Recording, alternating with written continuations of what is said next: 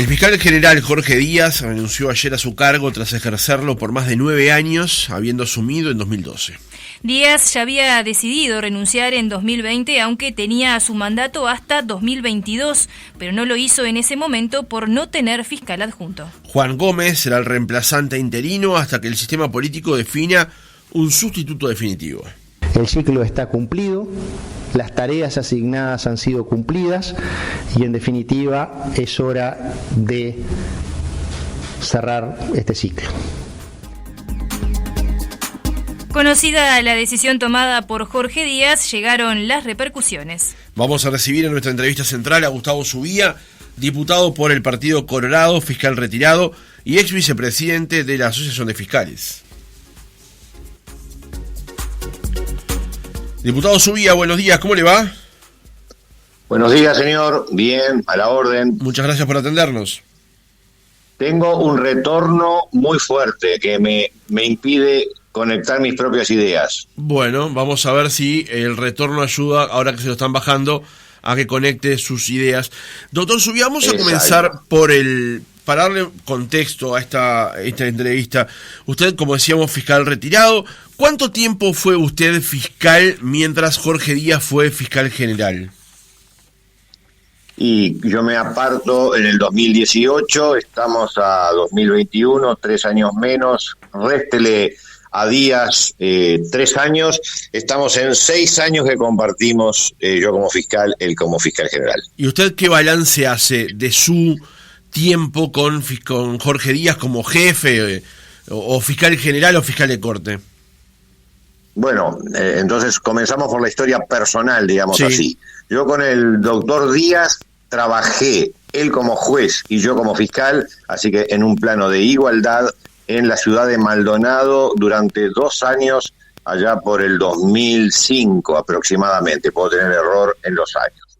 Trabajamos conjuntamente muy bien, mantuvimos una relación de amistad-trabajo, que no es lo mismo que la amistad profunda, pero amistad-trabajo. Yo cenaba en la casa de él, él cenaba en mi casa, compartíamos reuniones sociales, así que muy buena relación. Él luego llega a la Fiscalía, donde recibió mi apoyo en los primeros años de gestión, y incluso en lo que referencia al Código de Proceso Penal, que fue luego la piedra que nos aparta. Hay 2 factores que me apartan del doctor Díaz. Primero, la evaluación del Código de Proceso Penal y la forma en que se llevó a cabo, y luego el aspecto humano, el aspecto de trato humano del fiscal general con los fiscales cuando el código comenzó a entrar en vigencia, que hay muchos aspectos ahí para tratar. Yo en ese momento fui vicepresidente y llegué a presidente también de la Asociación de Fiscales, donde nos separaron una cantidad de temas en los que, para ser muy directo y un poco chabacano, pero para que se entienda, hubo una actitud de desprecio, una actitud esclavista, a veces para con los fiscales, al momento de reformarse el código, que tiene, por supuesto, una lógica de lograr la implementación de ese nuevo código que era difícil, pero no compartí jamás esa lógica de desprecio hacia el derecho de los demás. Yo lo he contado hasta el cansancio, esa anécdota, pero las anécdotas pintan. Llegué en una noche de trabajo a trabajar aproximadamente unas 30, 40 horas seguidas sin dormir por la falta de planificación con que se implementó el nuevo código. Si usted decía que ustedes, los fiscales, llegaban doblados a esas instancias, ¿no?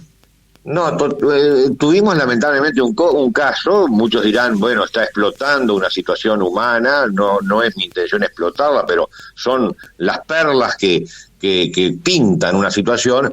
Una compañera que todos los fiscales recordamos con enorme aprecio, Susana Rivadavia, que falleció en la Fiscalía, pero no es que falleció en la Fiscalía. Sus últimas palabras resumen lo que todos los fiscales de la época decíamos, y fueron: no doy más, no puedo con este sistema, me desborda. Esas palabras eran la expresión, o fueron la expresión, de todo un grupo de fiscales que estaban soportando una situación irracional. Cuidado, había otros fiscales que la soportaban, entre comillas, haciendo lugar a lo que el doctor Díaz planteaba, pero eran fiscales que estaban y están, muchos de ellos, en una sintonía ideológica con el jerarca. Mire, cuando se implementa el nuevo código, el doctor Díaz, que conseguía muchas cosas en aquel momento del Parlamento, muchas, y obtuvo recursos materiales, también varios, obtuvo la sanción de legislación que a los fiscales los excluía de los beneficios de los funcionarios públicos en cuanto a horas de jornada de labor. Es decir, a diferencia de otros funcionarios públicos que tienen un tope de horas de labor, como tienen todos los empleados también de la actividad privada en el Uruguay, los fiscales quedaron excluidos. Por eso podíamos llegar a trabajar casi 40 horas seguidas.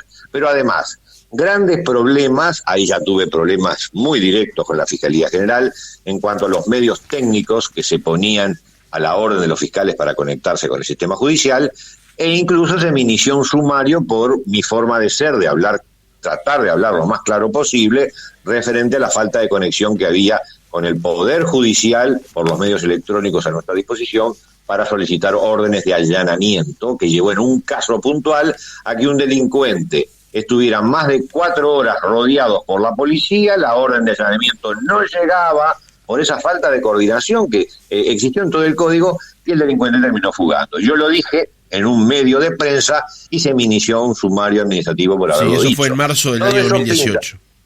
Sí, todo eso pinta una situación donde, cuidado, no le quito méritos al doctor Díaz, que él trató de organizar una situación casi como si fuera una empresa privada. Sucede, y en eso no estoy en desacuerdo, yo no estoy en desacuerdo en trabajar, y los que me conocen en la Fiscalía saben que cuando tomo una causa, empujo y empujo fuerte. Sucede que uno tiene que estar convencido de la racionalidad del empujar fuerte. No puede ser empujar fuerte por hacerle caso al jerarca, y lamentablemente cuando el código se implementaba sobre fines del 2017, creo que fue en noviembre, si mal no recuerdo, y el día, hay cosas que caen de madura. El día antes estábamos trabajando con los técnicos de la Fiscalía en la materia de conexión electrónica, en la materia de trabajo diferente a lo que se venía haciendo, de dejar asentado todas las vistas en archivos electrónicos.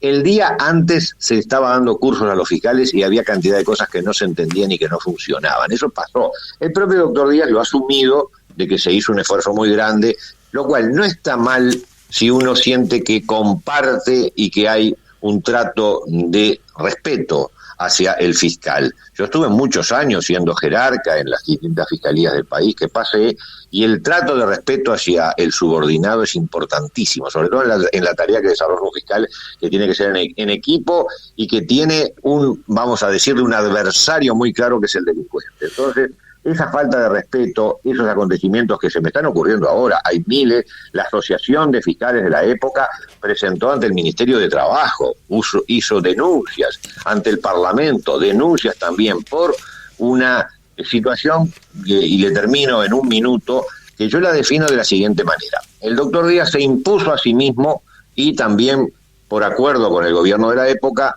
el modificar el Código de Proceso Penal, que está bien, estuve siempre de acuerdo porque el Código antiguo tenía graves falencias. Pero se impuso modificarla, y aquí viene el secreto de todos los problemas, con el mismo número de fiscales que llevaban a cabo el proceso anterior. El proceso anterior, que era escrito, era mucho más lento y desarrollaba una menor necesidad de trabajo de los fiscales, porque por escrito el fiscal en su despacho iba tratando los distintos asuntos de los distintos procesos, y de repente en una hora era capaz de sacar 5 o 6 temas vinculados a determinados procesos que se iban siguiendo, porque por escrito le llegaba el expediente y con la tranquilidad de un café mediante el fiscal los va despachando.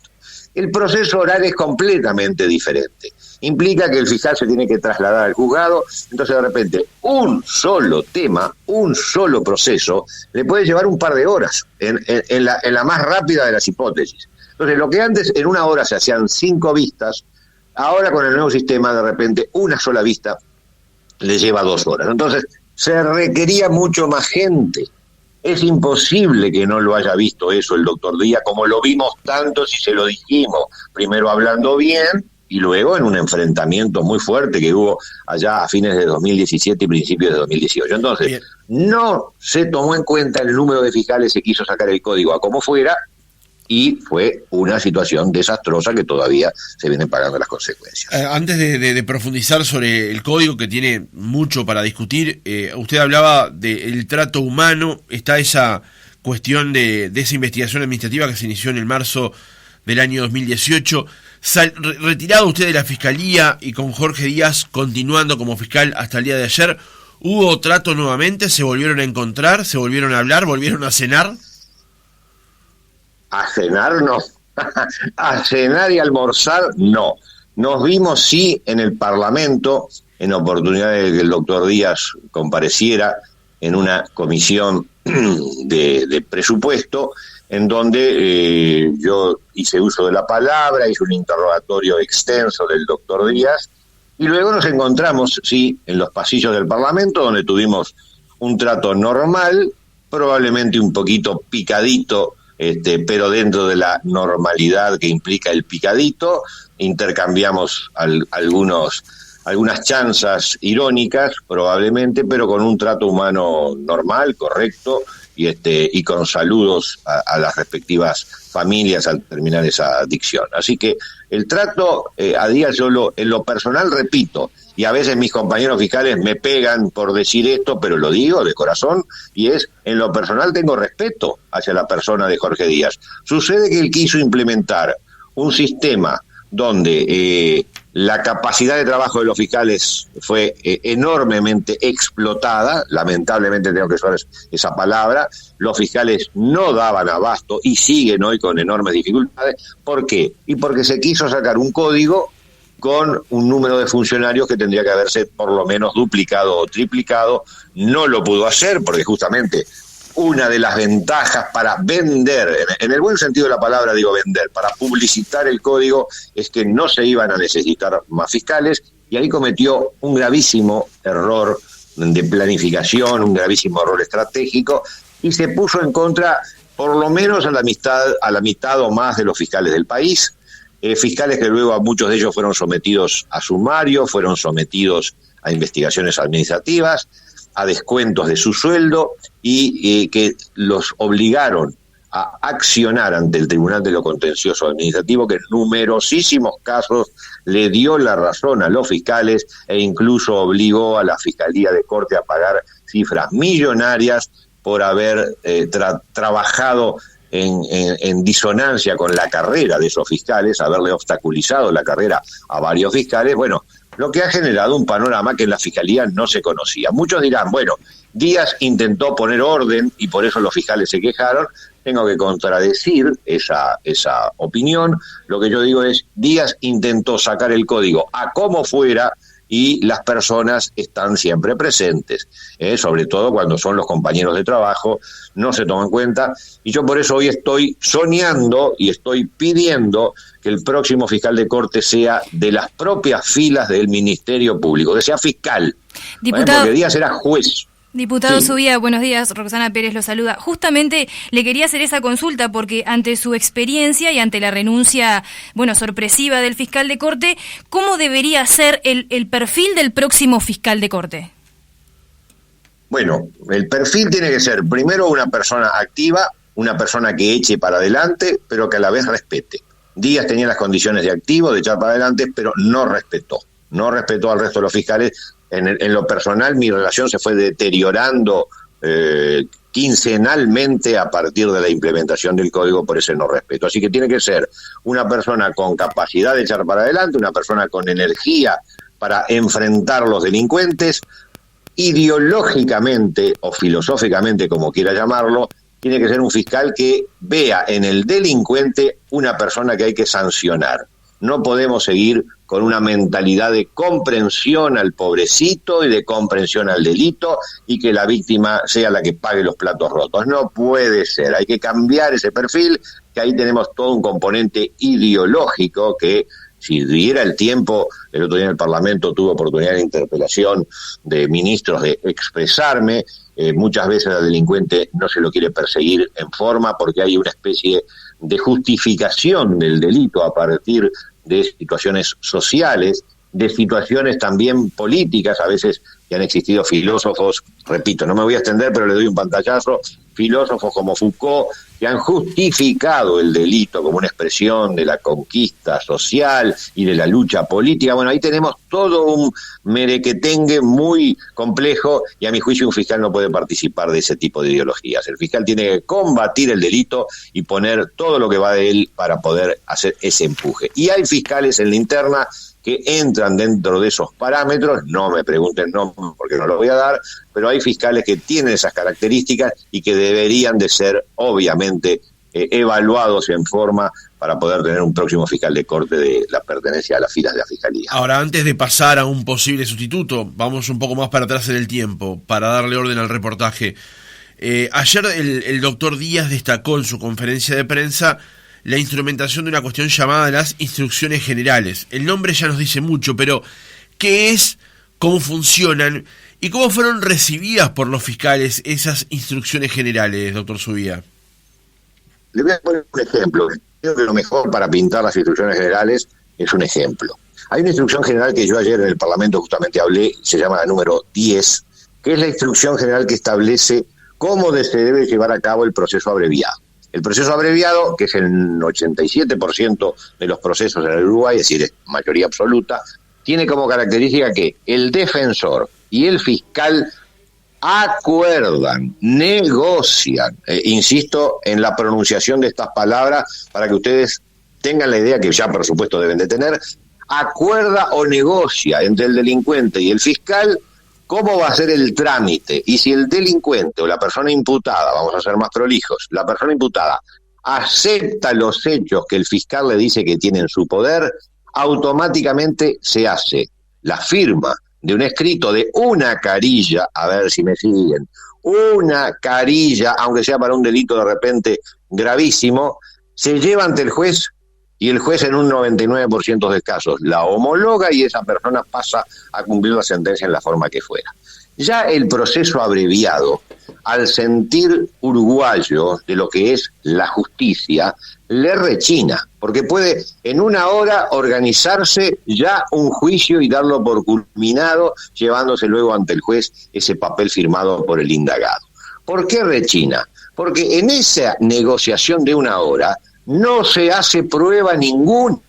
A ver, repito la frase, no se hace prueba, no se indagan testigos, no se traen filmaciones, no se interroga al imputado, simplemente se le dice, se habla con el imputado y se le dice, mira, yo como fiscal, y la policía me dice que tendría esa posibilidad, tengo la posibilidad de traer al testigo 1, al testigo 2, al testigo 3, tengo la posibilidad de pedirle una pericia al Instituto Técnico Forense o a la Policía Científica, tengo la posibilidad de ver videos que dicen que se te ve a vos aquí y allá, tengo la posibilidad de tener esa prueba. No la tengo la posibilidad, tengo indicios.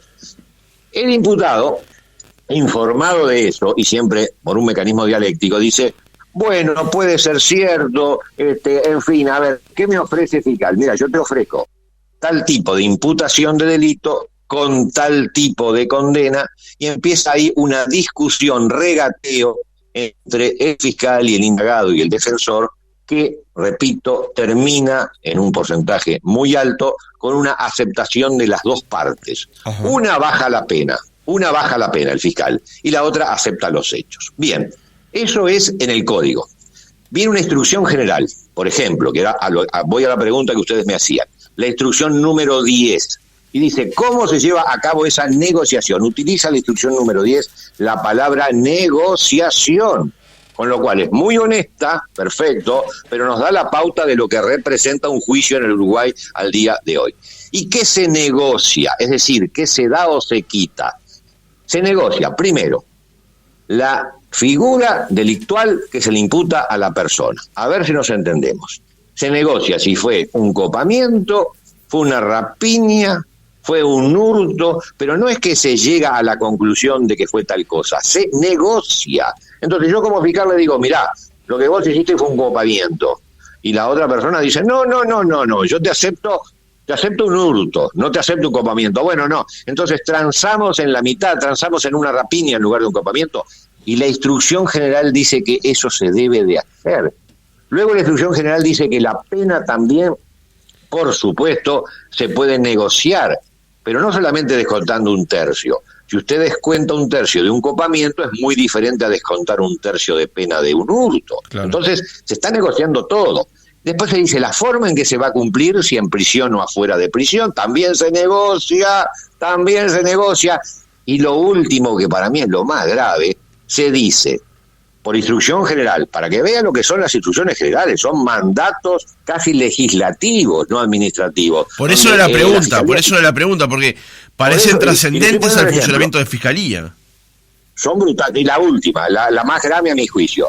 La instrucción general número 10 dice que hay delitos que la Fiscalía tiene interés en perseguir y hay delitos que la Fiscalía no tiene interés en perseguir. Entonces, ¿para qué tenemos el Parlamento? ¿Para qué tenemos con la Fiscalía solita? Ya hacemos justicia en el Uruguay, no necesitamos leyes. Bueno, eso nada más que para referirme a la instrucción general número 10, que tiene otras cosas, que recomienda siempre los procedimientos de acuerdo y obliga al fiscal a tratar de llegar a los procedimientos de acuerdo y después le impone, por supuesto, directivas de todo tipo y color, con lo que a mi juicio, lo que hubiera podido ser más que una instrucción, hubiera podido ser, como lo discutimos en su momento, sugerencias generales para que los fiscales se manejaran, se transformaron en instrucciones que, si bien la palabra general les da un aire de no ser interesadas, lamentablemente las instrucciones generales han determinado determinadas conductas en los fiscales que les ha quitado su independencia técnica, que para mí es lo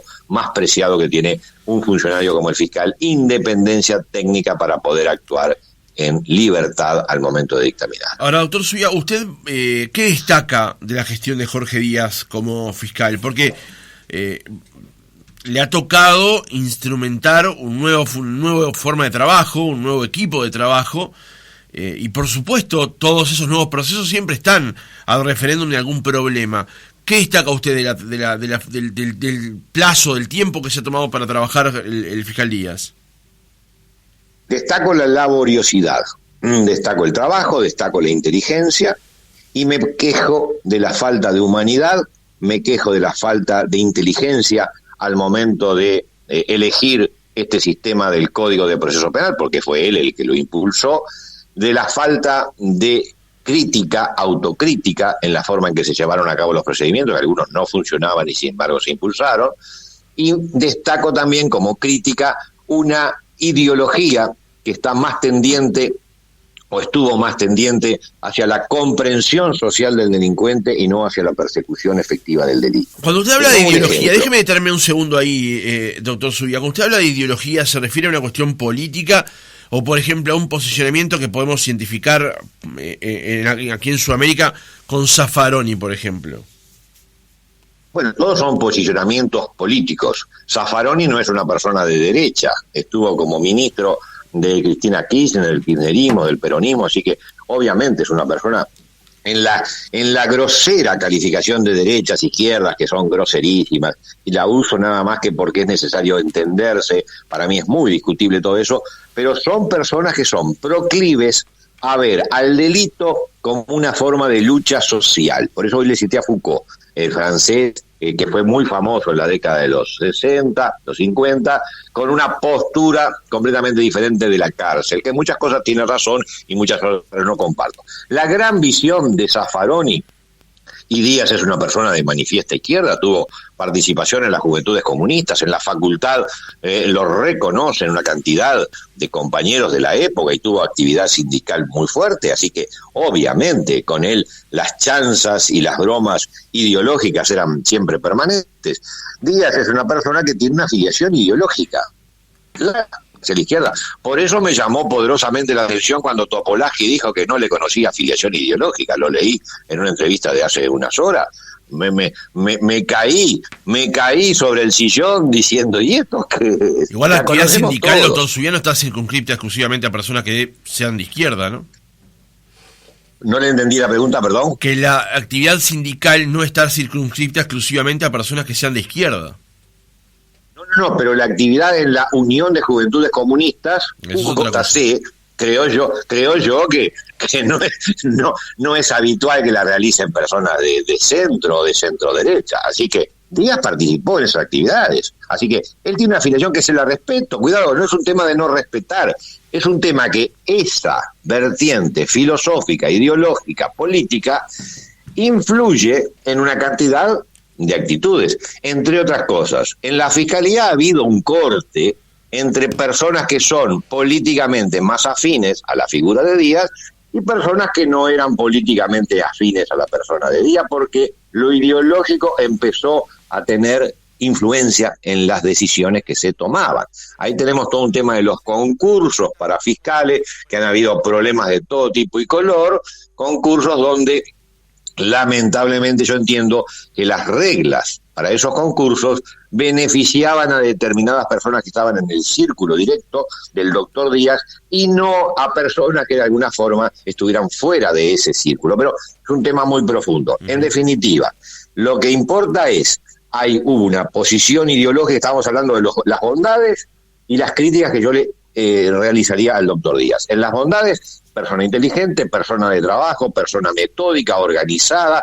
Como juez yo trabajé muy bien con él, pero como, a mi juicio, defectos, hubo una falta de humanidad, una falta de relacionamiento con los fiscales, una imposición permanente, un autoritarismo muy fuerte también, y generó todo eso una forma ideológica de proceder con el nuevo Código de Proceso, que tiene una afiliación ideológica también muy marcada, y entonces se generaron ahí bondades de la persona que impulsa y lamentablemente ciertas oscuridades o varias oscuridades vinculadas sobre todo, yo diría que con un formato autoritario y un formato no crítico, no autocrítico, que era la aplicación del nuevo código, que de inicio sé que había cosas de que eran de falta de aplicación nacional. Incluso recuerdo al ministro Bonomi en oposición con el doctor Díaz, y yo decía, a pesar de que obviamente no tengo afinidad política con Bonomi, decía, tiene razón Bonomi.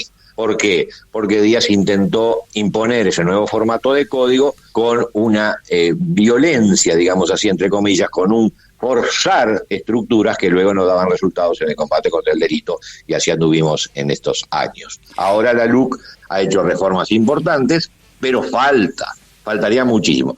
Básicamente son concepciones. El sistema que se implementa ahora del proceso abreviado, lo que tiene es que usted resuelve casos, resuelve en una hora lo que antes le llevaba años. Entonces, ¿las cifras mejoran? Sí.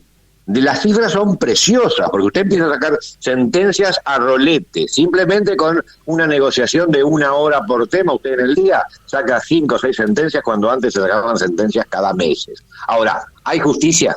¿Hay justicia en ese sistema de acuerdo? Bueno, yo tengo profundas discrepancias con ese sistema. Hay que lograr sistemas más ágiles, pero sin vulnerar el concepto de justicia, el derecho a la defensa, en lo que termina siendo muchas veces presiones de una parte sobre otra y no esclarecimiento de la verdad. Y le termino. Sí. Los colectivos que están vinculados al área jurídica, como son agrupaciones sindicales, tanto de fiscales, de defensores de oficios y de otras categorías, de defensores particulares, como las cátedras en derecho penal, en derecho procesal penal, no han abierto la boca en algo que rompe los ojos, y es la falta de derechos, la falta de garantías en estos procedimientos, que en 1 hora usted saca una sentencia de homicidio por acuerdo o negociación entre las partes, devolviendo muchas veces dinero. Los que tienen dinero tienen una mejor posibilidad de, entre comillas,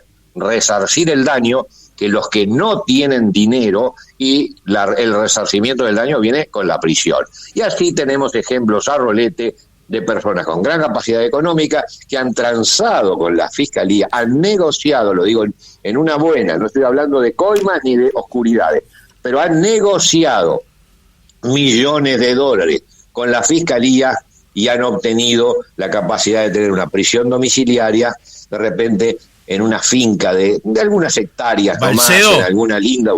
Y mi amigo, en Piriá, yo ya con mi edad, que soy muy veterano, una prisión domiciliaria en 6 hectáreas, y que a mí que me la impongan por 4 años, no tengo problema.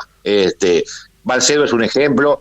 Ha habido otros ejemplos de lavado de dinero y de acuerdos con la Fiscalía que han sido vergonzosos. Hoy tenemos una operación Océano que está completamente detenida, haciendo agua por todos lados. Bueno, con el pasaje de los años empiezan a verse cosas que muchos las anunciamos hace tiempo y que ahora se están cumpliendo.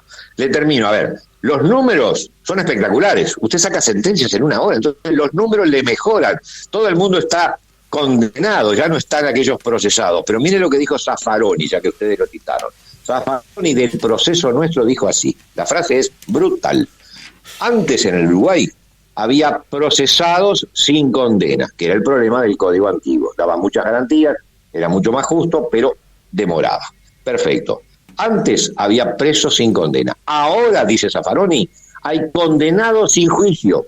Zaffaroni estima que una negociación de una hora no es un juicio, es una negociación que condena a una persona y técnicamente soluciona un problema. Ahora, ¿habrá sido ese el autor o habrá sido el hermano que tiene más o menos el mismo perfil y este se hace pasar por el hermano, como tantas veces me quisieron hacer pasar a mí ese camelo, y este se hace pasar por el hermano con tal de salir él imputado y cumpliendo la sentencia para que el hermano quede libre, porque el hermano a su vez le factura mensualmente determinada suma de dinero? Se da para cualquier cosa, cuidado. Están los que se ofrecen para hacerse responsables de determinados delitos a cambio de dinero. Eso es una mecánica, así como el sicario, existe esa otra mecánica delictual operativa. Y en una hora resolvemos ese caso, no lo reconoce nadie. Bueno, se imagina que da para sacar punta al lápiz enormemente. Diputado, entonces le consulto, volviendo a la pregunta inicial, ¿cómo debería ser el perfil que el sistema político tendría que buscar ahora para un nuevo fiscal de Corte? Primero, de la interna de la Fiscalía. Segundo, con la energía necesaria para combatir el delito con entusiasmo.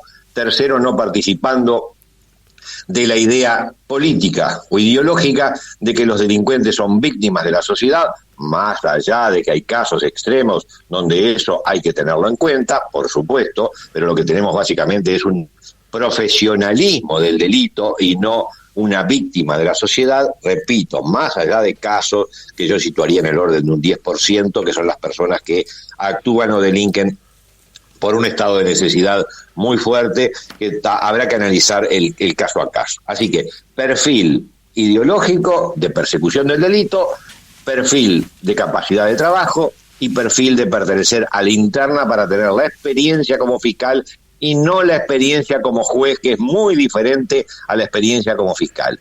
Ya experiencias de seguir trayendo gente del sistema judicial a la fiscalía no las comparto, y con ese perfil empezamos a mirar los pingos, que sobran los pingos para elegir en la interna de la Fiscalía, aunque uno siempre tiene predisposiciones, que repito, no voy a decir los nombres, pero hay fiscales que los he visto dejar el alma en la cancha, me gustan esos fiscales, pero que además actúan con racionalidad, que fue lo que se perdió durante la administración del doctor Díaz, con racionalidad en el contexto humano en que hay que tenerla siempre. Diputado, ya sobre el final de esta entrevista me gustaría consultarle, usted había mencionado, ya había manifestado que el cargo de fiscal concentraba demasiado poder y en esta línea había propuesto un órgano colegiado. ¿Usted sigue pensando que esa es la estructura que debería tener la Fiscalía General de la Nación?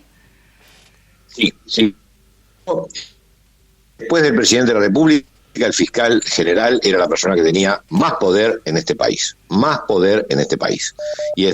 Y por lo tanto, esa estructura de esa enorme concentración de poder, no se olvide que es el que le emite instrucciones generales a los funcionarios que están encargados de llevar gente a que cumpla una pena, y muchas veces prisión. Es enorme el poder. Entonces, esa estructura estaría muy bueno, como lo admite la Constitución de la República, porque es un servicio descentralizado, a darle un formato colegiado, un formato global, para que las decisiones pasaran por más personas al momento de ser tomadas y no únicamente por la voluntad de una sola persona, que repito, con sus luces y sus sombras, pero el doctor Díaz es una concentración de poder enorme, porque además impulsó la reforma y obtuvo del Parlamento una cantidad de legislación, de la cual le cité alguna nomás referente a los derechos de los fiscales, que fueron reducidos enormemente. Bueno, esa capacidad, ese poder, hay que equilibrarlo, y el mejor equilibrio es una conformación de un triunvirato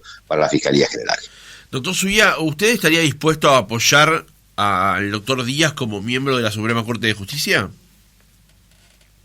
No, pero por suerte esa responsabilidad no pasa por mi persona, porque pasa por los senadores. Yo soy diputado. Sí, ya lo sé, así pero que le pregunto, en el caso de que usted fuera, de que tuviera que tener esa responsabilidad, ¿lo apoyaría? No apoyaría, no lo apoyaría, y trato de ser ecuánime hablando de las bondades que tiene el doctor Díaz. Probablemente apoyaría la candidatura le voy a decir una chanza, una ironía, que soy afín y con la entrevista con ustedes me he contenido porque el tema es muy serio. Lo apoyaría en una eventual candidatura para algún generalato en alguna de las Fuerzas Armadas de nuestro país. Tiene capacidad para ser general, no tiene capacidad para ser fiscal de corte o miembro de la Suprema Corte de Justicia, donde hay que considerar otros bemoles. Para ser general de una Fuerza Armada le sobra capacidad al doctor Díaz, y también por eso le digo, humanamente tengo respeto, enorme respeto por su persona. Sucede que sus procedimientos no siempre se acompasan con las humanidades que hay que tener en este trabajo de la acción de la justicia. Gustavo Zubia, diputado del Partido Colorado, fiscal retirado, muchas gracias por haber estado con nosotros esta mañana. Gracias a ustedes, buenos días.